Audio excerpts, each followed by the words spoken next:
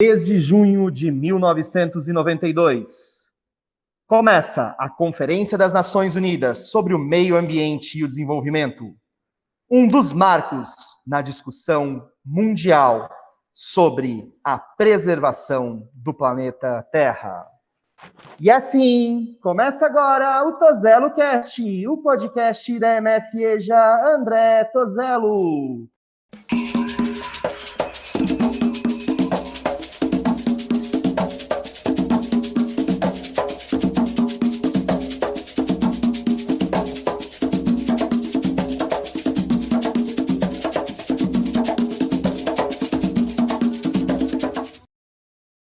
Toda semana, eu, Ariane Braga, professor de História, recebo convidados para debater um tema relacionado ao que estamos estudando. E nesta semana, Meio Ambiente, eu recebo os graduandos de Geografia, Júlio Santos. E aí, pessoal? Patrícia Grener. Oi, galera. Júlia Carvalho, da Física. Oi, gente. E a estudante de Matemática, Maíra Campanari. Olá, pessoal.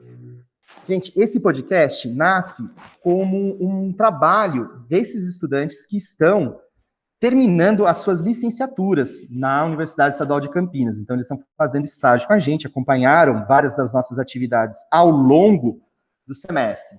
E a gente pensou, puxa, o que será que a gente poderia trazer para vocês, aprofundando a discussão de meio ambiente? E é justamente essa a nossa proposta. A partir das atividades, a partir das lives, a partir do que nós escutamos de vocês, a gente pensou um pouquinho esse programa especial. Especial porque os 4 convidados são convidados especiais, né? E eu vou começar com talvez aquela que seja a primeira pergunta e que muitos de vocês que estão nos escutando, muitas de vocês que estão nos escutando, já têm um pouco uma resposta. Só que a gente quer aprofundar um pouco isso. O que é o meio ambiente? Qual é o conceito de meio ambiente? Patrícia. A gente vai começar conceituando um pouco o meio ambiente. Meio ambiente vai ser o conjunto de fatores, tanto físicos, químicos, quanto materiais, que vão dar a possibilidade que a gente tenha a existência da vida na Terra. E aí, tanto a vida vegetal quanto animal, incluindo nisso seres humanos. Quando a gente enviou o formulário para vocês, eu esperava que as respostas elas viessem mais nesse sentido.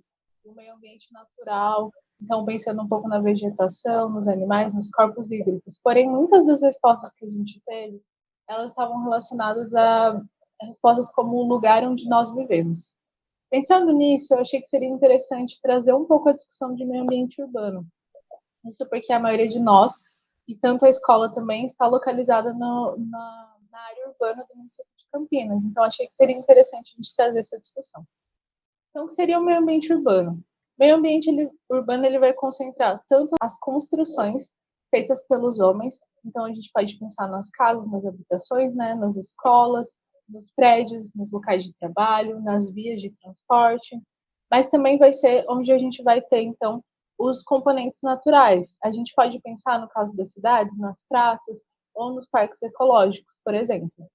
Então, quando a gente pensa no meio ambiente urbano, a diferença dele para o meio ambiente rural vai estar relacionada principalmente a esse grau de interferência humana, sendo que no meio ambiente rural vai ser muito menor do que no meio ambiente urbano. No caso do meio ambiente urbano, a gente vai ter uma relação muito complexa por conta desses fatores naturais e sociais. E aí a gente precisa pensar que a cidade ela pode funcionar então como um sistema complexo, porque ela vai receber fatores energéticos externos que vão lhe dar o sustento. Então, a gente pode pensar nos recursos naturais, nas matérias-primas para a construção dessas cidades, mas ela também vai produzir resíduos que muitas vezes vão ser poluidores, que a gente pode pensar, então, enquanto saídas energéticas. Esses resíduos, eles são utilizados e descartados, porém, eles poderiam ser reutilizados e serem convertidos novamente em fontes energéticas para serem utilizados nas cidades que os geraram. Mas isso muitas vezes não acontece. Para a gente pensar um pouco essa complexidade da cidade enquanto um sistema e as relações entre o homem e a natureza nesse espaço, a gente pode pensar, por exemplo, na problemática que a gente tem nos grandes centros urbanos da falta de habitação para a população. Então, se a gente tem uma população que não tem um lugar onde morar, muitas vezes ela vai ocupar lugares onde não foi pensado, não houve uma preparação para recebê-la. Então, a gente pode pensar na ocupação das vertentes, dos morros, né? também na ocupação de nascentes, próximo a rios. E aí a gente vai gerar vários outros problemas relacionados a isso. Então, a gente vê um problema social que vai desencadear outros problemas sociais e problemas ambientais também. Então, a gente vai ter, a população não vai ter ali saneamento básico, isso vai fazer com que ela acabe jogando dejetos ali, ou também descartando o material, né, que ela vai produzir, os resíduos, e isso pode gerar problemas para a saúde dessa população, mas a gente também pode pensar em eventos, em períodos de grande chuva, em que pode ter eventos de deslizamento nessa região, pode ocorrer até desastres e levar à morte dessa população de alguma forma, né? Então, a gente vê essa complexidade pensando em que a gente vai ter tantos problemas sociais quanto problemas ambientais no meio ambiente urbano. E é por isso que a gente consegue pensar, então, nos problemas socioambientais. Quando a gente pensa, por exemplo, no caso do Brasil ainda, a gente teve uma urbanização, a gente teve um surgimento das cidades que foi muito acelerado. Foi um processo sem planejamento. Dessa forma, a gente vai ter uma intensificação, então, desses problemas socioambientais quando a gente está pensando aqui no nosso país. Alguns desses problemas a gente vai tratar um pouco no episódio. Então, a gente vai pensar na questão do lixo, na questão da água e na questão da energia. Então, quando a gente fala de preservação de meio ambiente urbano, vai ser um assunto complexo, porque a gente vai pensar não só na preservação natural, então não poluir, não desmatar, que é um fator importante, mas a gente também precisa levar em conta a qualidade de vida, a experiência que os cidadãos eles vão ter nesse espaço que eles estão habitando. A gente também precisa pensar na preservação do patrimônio histórico-cultural que as cidades muitas vezes abrigam. Então, acaba sendo que, para pensar na preservação do meio ambiente urbano, é uma discussão um pouco mais complexa. A gente precisa levar em conta todos esses fatores para que a gente tenha um meio ambiente social e ecologicamente equilibrado. Muito obrigado, Patrícia. Quando a gente pensa, né, a cidade se apresentou para a gente essa complexidade que é o ambiente urbano, muitas e muitas dúvidas vão surgir. Acho que é interessante que a gente se debruce mesmo sobre alguns desses problemas socioambientais. Eu pensei aqui rapidinho que afeta diretamente o prédio onde está a nossa escola. O prédio onde está a MFE de André Tozello teve de ser refeito alguns anos atrás porque está em cima de um córrego. Ou seja, essa questão da ocupação dos espaços, esse problema de locais que não deveriam estar sendo ocupados porque são nascentes, são regiões que deveriam ser preservadas, está posto, né? E está posto debaixo dos nossos pés, literalmente. Um assunto que me chama a atenção muito dessa questão socioambiental é a produção de lixo, que é o nosso próximo tema, né? O quanto de lixo nós produzimos na cidade, né? E a Maíra vai falar um pouquinho para a gente. É assustador o quanto de lixo se produz. Bom, eu vou falar um pouquinho sobre o lixo e eu acho que todos os assuntos que vão ser tratados hoje nesse podcast, dá para fazer um podcast inteiro só deles. Tem muita coisa para falar de lixo, de água, de energia, enfim, de meio ambiente. Então, hoje eu trouxe alguns dados para vocês refletirem um pouco sobre o quanto de lixo a gente gera para o nosso mundo, né? Não só para o nosso país, mas para o nosso mundo. Então, eu vou falar um pouquinho antes da situação do lixo no mundo.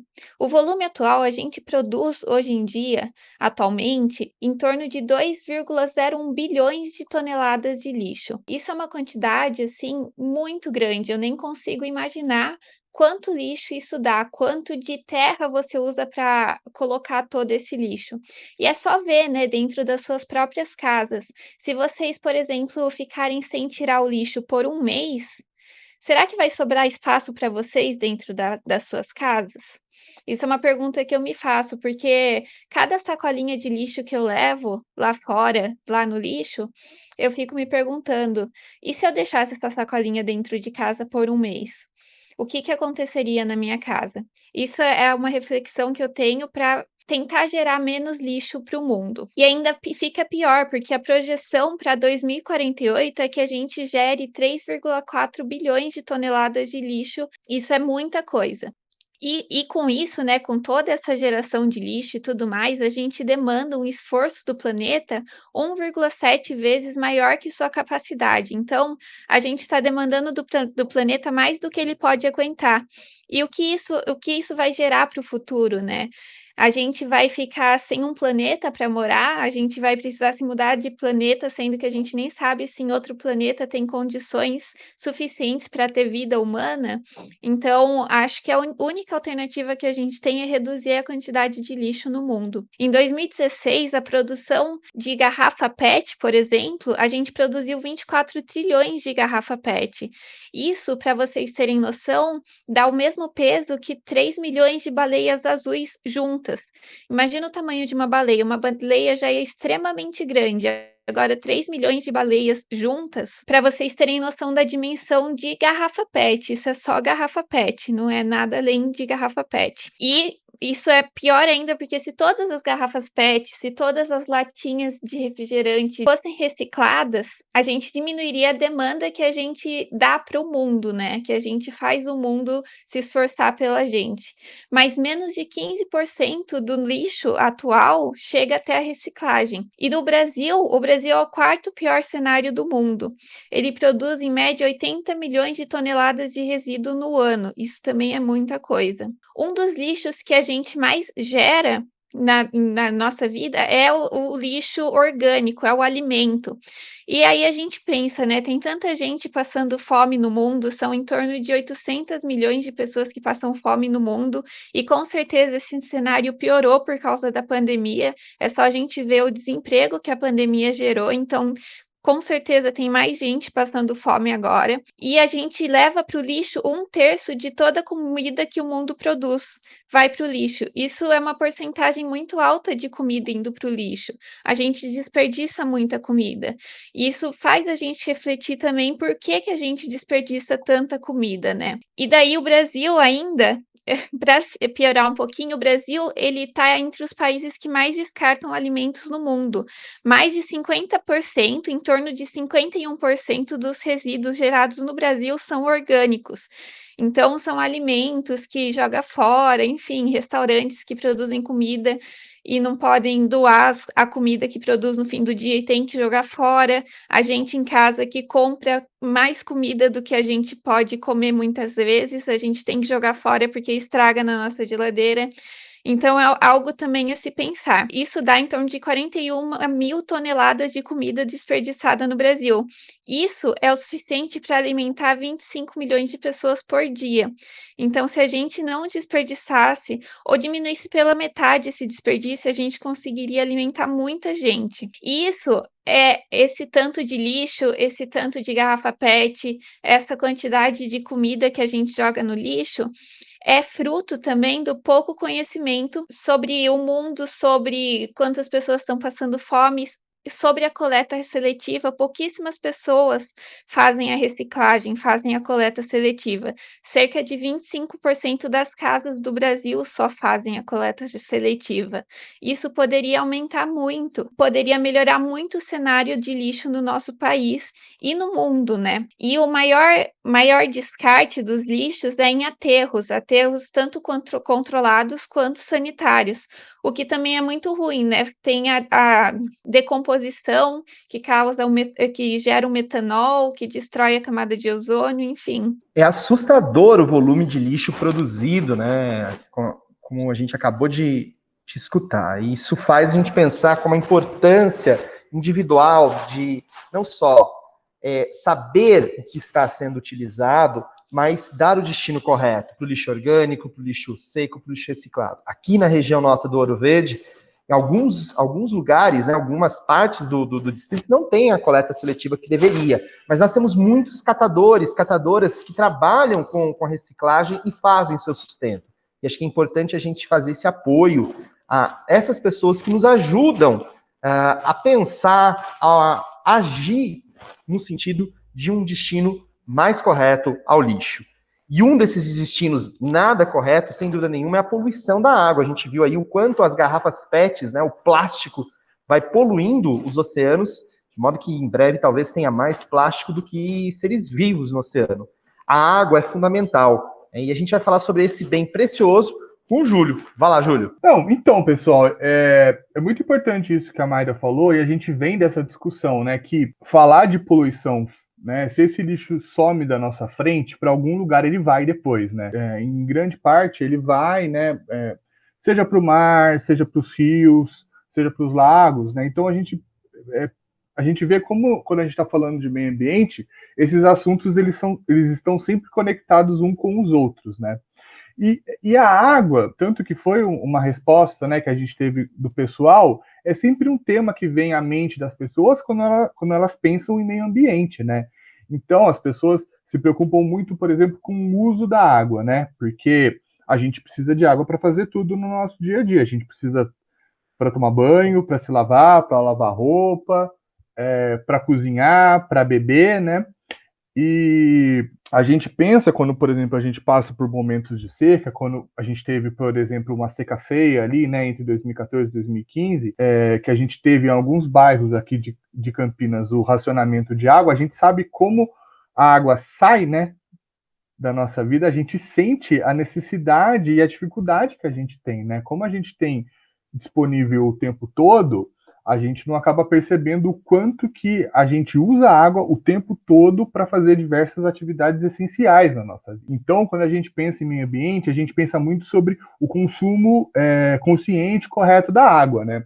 O que é muito importante, mas a gente precisa começar também a olhar para questões, vamos dizer assim, mais profundas que também demandam a nossa atenção quando a gente fala da água, né? Que, por exemplo, quando a gente pensa na água potável aqui no Brasil, 72% dela é utilizada na agricultura, 11% vai para o consumo animal, 7% vai para o uso da indústria e só 9% vai para o consumo urbano, que é esse uso que a gente tem na nossa água. Então a gente tem que ser muito consciente do uso que a gente faz dentro da nossa casa, mas a gente também tem que ficar ligado e cobrar do governo, das empresas, que quando elas utilizem a água, elas utilizem essa água de uma maneira tão correta como a gente utiliza na nossa casa, né? E pensar em preservação da água, mais do que o uso dela, é a gente pensar na disponibilidade dessa água, né? Então a gente pensar quais são os lugares que essa água está antes de vir para a cidade e ser utilizado pela população. Então, né, a gente sabe que os rios, grande parte, né, do fornecimento da água das cidades, por exemplo, vem dos rios.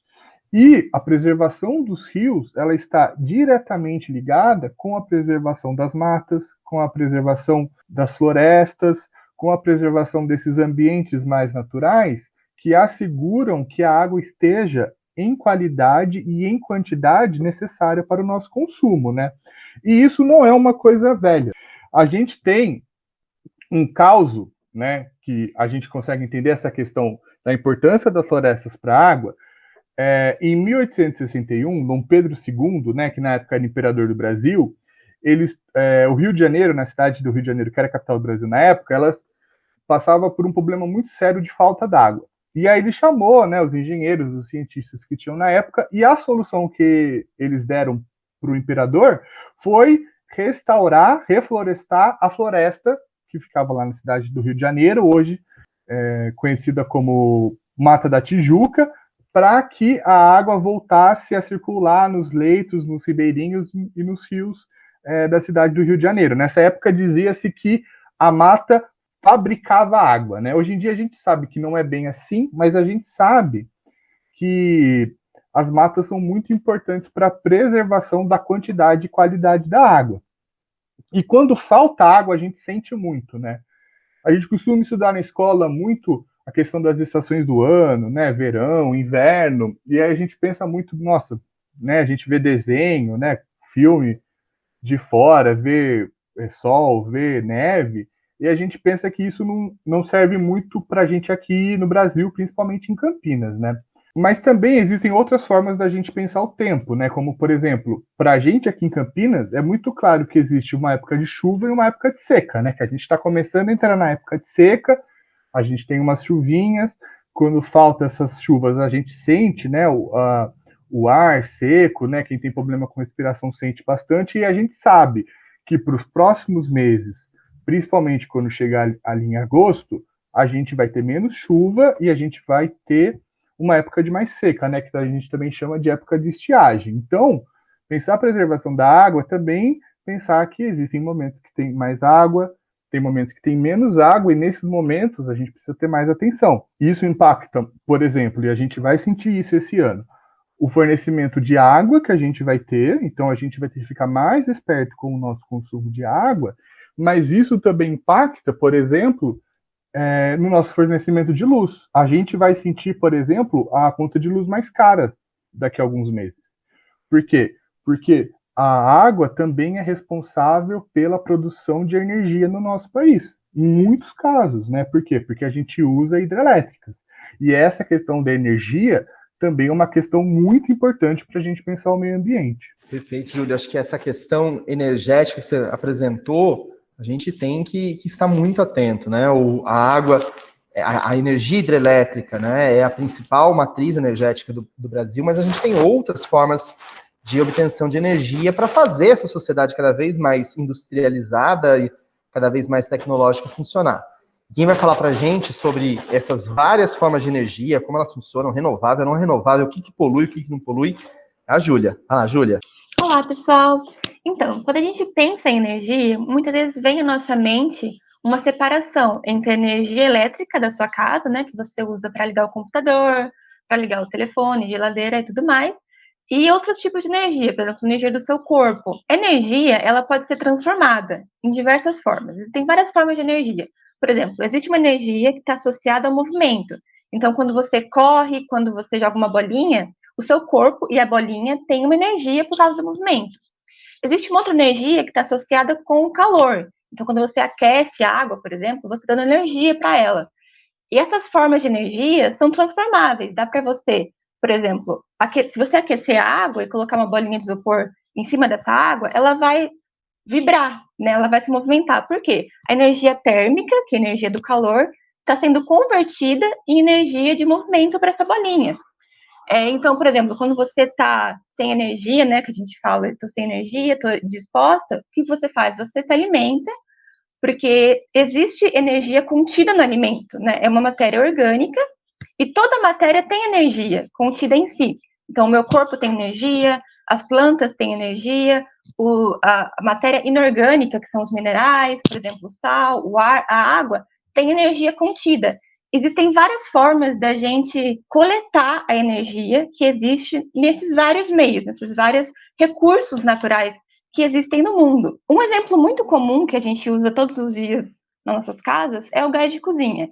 E de onde vem o gás de cozinha? Ele vem do petróleo. O petróleo é um combustível fóssil. O que são combustíveis fósseis? Combustíveis fósseis são aqueles provenientes de restos de materiais inorgânicos que vêm de plantas ou de animais que morreram há muito tempo, há milhões ou milhares de anos, e a partir de vários processos, dependendo da temperatura, da pressão em que esses restos se encontram, né, a partir do tempo, eles viram ou petróleo, ou o que a gente chama de carvão mineral, ou de gás natural, que são tipos de combustíveis fósseis que eu vou falar também mais para frente. E se você refina o petróleo, o que eu quero dizer com refinar? Por exemplo, quando a gente tem o leite na indústria, a gente faz um processo industrial nesse leite e ele vira queijo. Então, eu pego um produto, faço alguma modificação industrial nesse produto e obtenho um subproduto, que no caso do leite pode ser o queijo, pode ser o iogurte, etc. Então, se eu pegar o petróleo e refinar, fazer um processo nesse petróleo, ele vira o diesel que você usa no seu carro. Se você refinar o diesel mais ainda, ele pode virar a gasolina. Se você refinar a gasolina, ela vira querosene. E se você refina o querosene, ele vira o gás de cozinha que a gente usa. Então, outro exemplo, eletrodomésticos. Quando você usa a geladeira, você está transformando energia elétrica, que é um tipo de energia relacionado com partículas elétricas, né, que a gente fala, que está transformando essa energia elétrica numa forma de calor, uma forma de roubar o calor, né? Você coloca o alimento lá e ele resfria, ou seja, ele está perdendo calor, existe um movimento de calor na geladeira. O ventilador, você transforma energia elétrica numa energia que está relacionada com o movimento das pás, que faz a pás da hélice, as pás do ventilador girarem. A luz também, a lâmpada, existe um filamento na lâmpada que quando você dá energia elétrica para esse filamento, acontecem vários processos físicos ali, vários fenômenos que emitem luz. E a luz em si é uma forma de energia também. A luz contém muita energia. E dessas formas de tirar a energia, a gente tem que fazer isso para a população inteira, né? Porque hoje em dia, todos usam energia. A gente usa no computador, a gente usa no telefone para trabalhar, a gente usa no carro. Então, é um meio que a humanidade encontrou de melhorar a qualidade de vida. A gente toma banho quente, né? Enfim, várias coisas que a gente usa energia. Então, tem que ter órgãos responsáveis por coletar essa energia em grande escala para o mundo inteiro, armazenar essa energia e distribuir para as casas, para os hospitais, para os supermercados, para que todo mundo possa usar. Dentre as formas de extrair energia do nosso mundo, existem as renováveis e as não renováveis. As renováveis seriam aquelas que, à medida que você tira, ela não acaba. Então, você pode ir usando, que ela não acaba. Então, por exemplo, se você comprar um violão e você, digamos assim, tira a música do violão, você pode fazer música o quanto você quiser e o violão vai estar lá, ele não vai acabar, ele não vai para lugar nenhum. Você pode continuar fazendo música com ele. Por outro lado, se você comprar um shampoo, por exemplo, e você começar a usar esse shampoo, uma hora ele acaba. Então, o shampoo seria um recurso não renovável. Como, por exemplo, o petróleo, que eu falei do gás de cozinha. Como o petróleo se formou há milhões ou milhares de anos, a gente tem um estoque de petróleo que é finito. Então, se a gente começar a tirar muito petróleo, uma hora ele vai acabar e a gente vai ter que usar outras formas de gerar energia, né? Então, falando das fontes de energia, eu já falei de algumas aqui, falei dos combustíveis fósseis, né? Que vem dessa matéria orgânica que vai se decompondo e vai originando carvão, mineral ou petróleo. Uma forma de energia renovável é a do sol, porque afinal de contas, o sol está o tempo todo emanando luz e calor para a gente, né? Então, não importa quanta energia a gente use do sol, ele vai continuar mandando essa energia para a Terra. Então, a energia solar é uma energia renovável. No Brasil, a gente usa muita energia hidrelétrica, que é o quê? Quando você transforma a energia do movimento de um rio em energia elétrica, né? Então, o rio ele se movimenta, ele tem um movimento natural dele, e você constrói uma represa, que é uma forma de armazenar essa energia que está no movimento do rio para gerar turbinas, para gerar um motor, e depois distribuir essa energia na forma de energia elétrica. A gente tem também energia eólica, que é energia que vem dos ventos. É como se fosse o contrário do que a gente faz com o ventilador. Então, o ventilador a gente pega energia elétrica e transforma em energia de movimento para girar a pá, né, a hélice do ventilador. Na energia eólica é o contrário. O vento move uma pá e a partir da energia contida nesse movimento, a gente consegue atribuir uma energia elétrica, né? Retirar daí uma energia elétrica. Temos também a energia nuclear, que é uma energia que vem dos átomos, né? Dos constituintes da matéria, da unidade mais pequenininha que a gente tem. Então, quando você destrói esse átomo, você consegue uma energia muito grande. De fato, né, a gente está vendo aí um monte de formas de se obter energia, né? O petróleo, o vento, o sol, né? Nem sei se eu sabia tantas formas de se obter energia. Agora, me parece que tem prós e contras, né? Em cada uma dessas formas de se obter energia. Júlia, que impactos que a gente pode citar socioambientais dessas várias formas que você citou aí para a gente de energia? Você pode dar alguns exemplos de alguns desses impactos que mexem com o meio ambiente, mas mexem também com a sociedade como um todo? Sim, Ariane, existem muitos impactos. Por exemplo, muitas formas de produzir energia utilizam a queima, né? Então, queima do carvão mineral, queima do petróleo, queima do gás. Então, essas queimas geram gases que são soltos na atmosfera e esses gases são muito prejudiciais para a camada de ozônio. A camada de ozônio é a camada que protege a gente, protege a Terra da porção da radiação solar que é mais danosa, que faz mais mal para os seres vivos. Então, à medida que a gente continua produzindo energia dessa forma, gerando gases de efeito estufa, que é o CO2, né, o gás carbônico, o metano, a gente vai deteriorando a camada de ozônio e vai gerando o chamado aquecimento global, né, que é um fenômeno que está sendo cada vez mais discutido, que é muito preocupante e que, no geral, aumenta a temperatura da Terra. Isso é muito preocupante, porque muitos micro-organismos e muitas plantas, muitas espécies estão adaptadas para a temperatura que a gente está agora, na média. E variações de 1 grau, 2 graus, podem não parecer muita coisa, né? Mas para alguns fungos, para algumas bactérias que são essenciais para a nossa vida, 1 grau pode ser muita coisa. Por isso que o aquecimento global é uma coisa tão preocupante. Uma outra coisa que esses gases geram também é a poluição atmosférica, né? Que está poluindo o ar que a gente respira e vai gerar vários problemas de saúde respiratórios, né? Para a gente, para os animais. Enfim, gera vários efeitos danosos para a nossa vida. Uma coisa boa, né, que a gente pode citar sobre a transição energética, porque a gente chama de matriz renovável, né, de fontes renováveis de energia, é que em 2016 o setor de energias renováveis gerou 9,8 milhões de empregos no mundo, né? Porque como a gente está tentando fazer esse movimento de gerar energias cada vez mais limpas, cada vez mais amigas do meio ambiente, digamos assim, transformar e se adaptar para gerar novas vagas, né, para essa demanda que está vindo do público.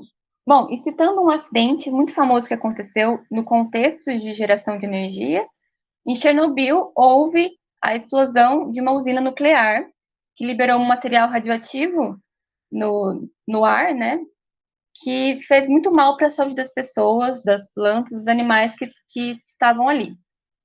E falando um pouco do Brasil, só para dar alguns dados para vocês, a maior parte da matriz energética do Brasil é hidrelétrica. Então, 60% da energia do Brasil vem de usinas hidrelétricas, que é aquela que eu falei do Rio, né? E no Brasil, a maior parte da energia vai para as indústrias, para o setor industrial, assim como a água. A maior parte da água que a gente tem no Brasil, né, vai para as indústrias. Bom, e apesar disso, dessa grande distribuição de energia, 10% da população mundial, que é aproximadamente 840 milhões de pessoas, não tem acesso hoje à energia elétrica. A maior parte dessas pessoas estão na África subsaariana. Chocante esse dado de que, mesmo com tanta oferta de energia elétrica, a gente ainda tem uma população que está excluída. E se você não tem energia elétrica, gente, vamos lembrar, as dificuldades vão ser desde a obtenção de alimento, a uma vida minimamente confortável, minimamente digna. Vejam, eu disse que o episódio ia ser muito especial, e foi, né? A gente passou aí por vários e vários conceitos, nos aprofundamos em algumas das questões socioambientais que são, de fato, decisivas para a gente entender os desafios coletivos que a gente vai enfrentar nos próximos anos. Quem quiser se aprofundar mais sobre esses temas, nas nossas lives, nas nossas aulas, nos nossos encontros, nos nossos bate-papos, é claro que a gente vai abordar mais essas informações. Agora, nós vamos para as nossas dicas culturais.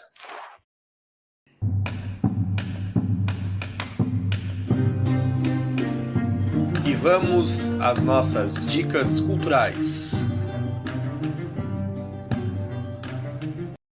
Então, vamos falar um pouquinho, já que a gente abordou Chernobyl é um acidente que aconteceu na antiga União Soviética, no que hoje é a Ucrânia, e que gera muitas e muitas dúvidas aí. Maíra, você tem uma dica para a gente de um livro, é isso?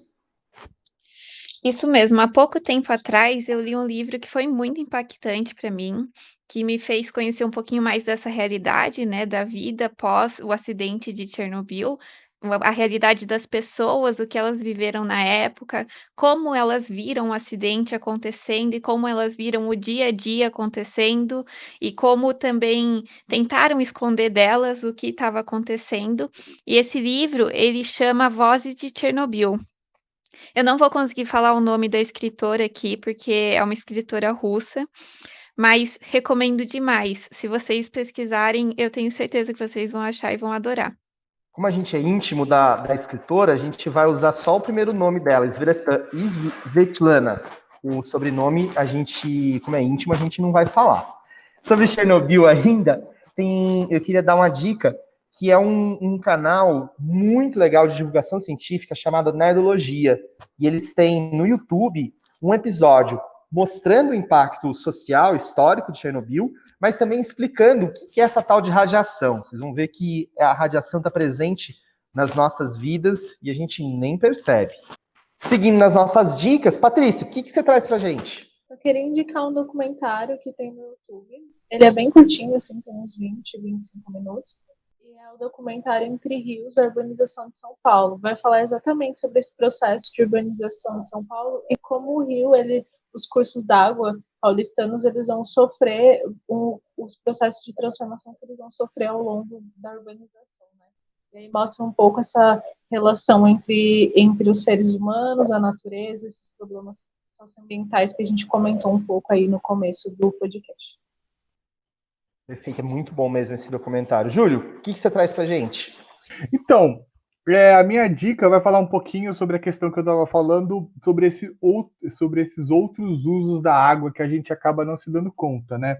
O Gregório do Vivier está com uma série no HBO, que também está de graça no YouTube, chamada Greg News. Ele tem um episódio chamado Porco da China, que ele começa discutindo os produtos de exportação, né, que o Brasil exporta para os outros países, como, por exemplo, a soja, e ele explica que, na verdade, o que a gente está vendendo para esses países é a nossa água. Então, como que a gente fala muito sobre o agro, sobre a necessidade que o país tem de exportar, né, os produtos agrícolas para ficar rico, mas que a gente precisa tomar cuidado com isso, porque isso significa comprometer as reservas de água do país e a gente precisa começar a ficar esperto com isso, principalmente para os próximos anos. Bacana, Greg News é uma ótima forma de informação com humor. Acho que vale a pena vocês procurarem, gente. Eu queria agradecer imensamente o pessoal que hoje abrilhantou o nosso Tozelo Cast, Patrícia, Júlio, Júlia, Mayra, que falaram aí sobre meio ambiente, destinaram esse tempinho para a gente, e que mais do que estagiários e estagiárias são, de fato, parceiros nossos aqui. E aí passo para vocês as considerações finais, para vocês se despedirem do nosso público. Eu queria agradecer a participação, foi ótimo trocar essa ideia com vocês, é sempre bom essas discussões, e é isso, muito obrigada, gente. Eu queria agradecer todo mundo que ouviu a gente até agora. Espero que a gente tenha conseguido passar um pouquinho do que a gente queria, do nosso objetivo para vocês. É isso, muito obrigada. Até mais. Bem, queria agradecer e dar os parabéns para quem chegou até o final aqui com a gente, né? Eu acho que deve ter sido uma jornada bem legal. Agradecer o pessoal da mesa, que foi uma experiência super legal. Espero poder realizar outras no futuro. Abração. Muito obrigada a vocês que assistiram, pela atenção. Obrigada aos meus colegas pela oportunidade, pelo trabalho em equipe. E terminamos o programa de hoje com uma frase do agrônomo, escritor, filósofo e ambientalista José Antônio Lutzenberg, que foi também secretário especial do Meio Ambiente no governo Fernando Collor de Mello no início dos anos 90. Lutzenberg é uma das figuras mais importantes na discussão sobre preservação ambiental e desenvolvimento sustentável no Brasil. Disse ele: está claro que a espécie humana não poderá continuar por muito tempo com a sua cegueira ambiental e com a sua falta de escrúpulos na exploração da natureza. Tudo tem seu preço, e quanto maior o abuso, maior será o preço. Para combater todas as formas de abuso, esse foi o Tozelo Cast, a música tema de hoje, Sobradinho, interpretada e composta pela dupla Sai Guarabira. Um forte abraço, tchau!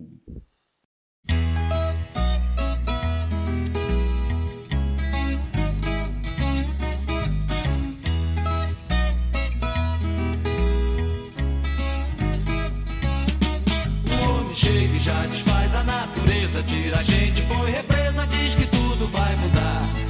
O São Francisco lá pra cima da Bahia diz que dia menos dia vai subir bem devagar. E passo a passo vai cumprindo a profecia do beato que dizia que o sertão ia alagar. O sertão vai virar mar, dá no coração o medo que algum dia o mar também vire sertão.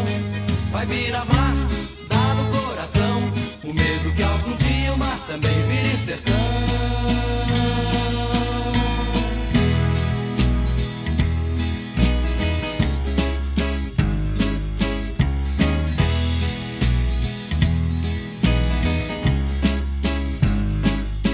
Adeus remanso, casa nova sendo sé. Adeus pilão arcado, vem o rio te engolir. Debaixo d'água lá se vai a vida inteira. Por cima da cachoeira o gaiola vai subir. Vai ter barragem no salto do Sobradinho, e o povo vai se embora com medo de se afogar.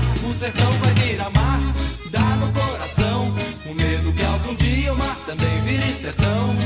Vai virar mar, dá no coração, o medo que algum dia o mar também vire sertão.